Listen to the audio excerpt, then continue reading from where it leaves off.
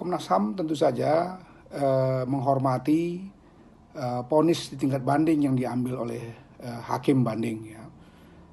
Sebagai lembaga negara kami menghormatinya, juga menghormati keputusan-keputusan lain. Meskipun kami tentu saja misalnya kaitan dengan restitusi, kami sangat berharap restitusi itu tidak saja diambil dari harta milik Heri Wirawan, tapi juga harus menjadi tanggung jawab negara ya. Dalam hal ini memang ada keputusan lain yang berkaitan dengan pengayoman yang harus dilakukan oleh pemerintah daerah. Saya kira ini juga satu keputusan yang sangat baik, dan kami berharap pemerintah daerah sungguh-sungguh tidak saja memperhatikan para korban, tetapi juga anak-anak dari hasil perkosaan ini ya, sehingga kemudian masa depan mereka bisa dijamin ke depannya nanti.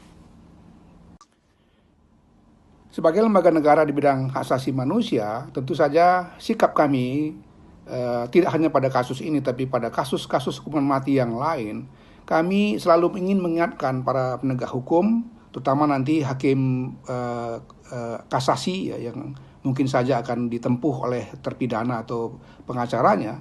Kami berharap para hakim kasasi nanti mempertimbangkan ya, satu tren global di mana hukuman mati secara bertahap telah dihapuskan. Hanya tinggal beberapa negara lagi yang masih mengadopsi hukuman mati, termasuk Indonesia. Itu pun sebetulnya kalau kita perhatikan dalam roadmap hukum pidana kita, katakanlah kita lihat dalam RKUHP ya, masih ada hukuman mati, tapi dia tidak satu hukuman yang serta-merta. Masih diberikan juga kesempatan kepada terpidana mati misalnya untuk dalam satu periode tertentu di asesmen, dievaluasi, dan manakala terpidana mati itu melakukan perubahan-perubahan sikap misalnya, maka hukuman mati terhadap terpidana masih dimungkinkan untuk diturunkan kepada hukuman yang lebih ringan. Sebagaimana tadi dijelaskan dalam nilai-nilai hak asasi manusia yang universal, telah ada satu tren ya yang bersifat global di mana hukuman mati itu diabolisi atau dihapuskan.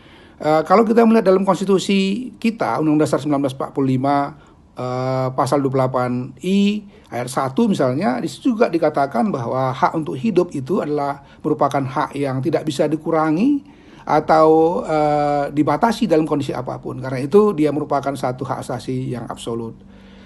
Sekali lagi juga kalau kita lihat kajian-kajian terkait dengan penerapan hukuman mati, tidak ditemukan korelasi antara penerapan hukuman mati dengan efek jera atau pengurangan tindak pidana. Apakah itu tindak pidana kekerasan seksual, tindak pidana terorisme misalnya, atau narkoba, dan tindak pidana yang lainnya.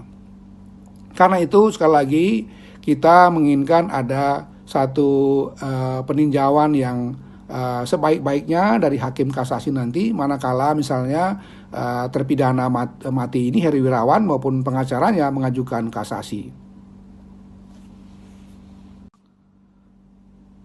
Perlu dipahami juga dalam konteks ini, Komnas HAM tentu saja sangat berempati kepada korban ya. Bagi Komnas HAM, korban adalah pihak yang paling utama untuk diperhatikan ya. Karena itu kami juga sangat kuat mendorong agar ada proses restitusi, proses rehabilitasi, dan perhatian yang lebih serius dalam kasus Heri Wirawan maupun kasus-kasus lainnya kepada korban, anak-anak yang ditimbulkan dari kekerasan seksual atau perkosaan ini, sehingga apa yang mereka alami sekarang, satu kesakitan karena fisik mereka juga terganggu, psikologis mereka terganggu, dan yang tidak kalah pentingnya adalah masa depan mereka juga terganggu, itu bisa dipulihkan secara bertahap dengan bantuan dan dukungan dari pemerintah dan seluruh institusi-institusi sosial yang ada ya. Kita harus bekerja sama untuk mengatasi itu dan fokus kepada pertolongan terhadap korban ini.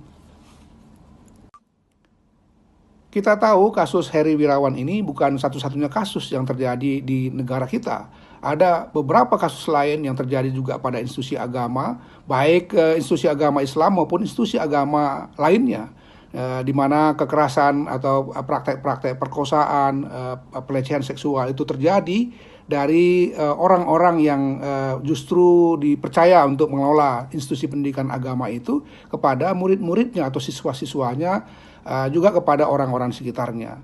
Di Kementerian Pendidikan dan Kebudayaan juga sebetulnya sudah ada langkah-langkah untuk memperbaiki itu dengan keluarnya Permendikbud-Dikti tempo hari yang Komnas HAM sangat mendukung, mengapresiasi karena itu satu langkah yang sistematik dalam rangka mencegah terjadinya tidak saja kekerasan tapi juga praktek-praktek perundungan seksual yang dialami oleh banyak pihak di perguruan tinggi ya.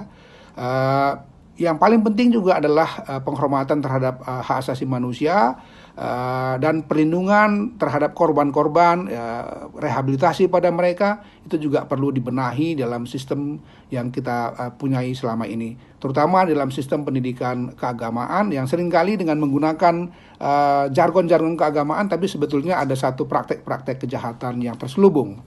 Terima kasih sudah nonton. Jangan lupa like, subscribe, dan share ya.